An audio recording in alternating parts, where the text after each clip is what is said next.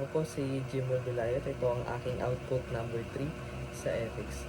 Ang napili ko pong case ay yung sa utilitarianism, kung saan bilang doktor, mas pipiliin ko pong iligtas ang isang batang nangangailangan at wala pang nararating sa buhay.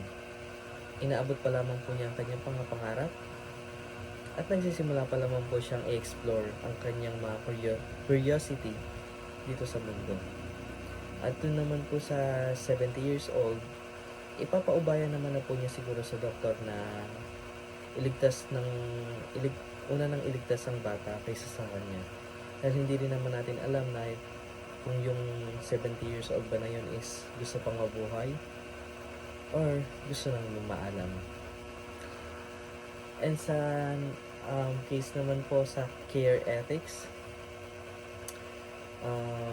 napili ko po din sa cheating issues. Kakausapin ko po yung bata kung bakit niya nagawa yun. Kapag reasonable naman po, pwede naman natin siya bigyan ng second chance.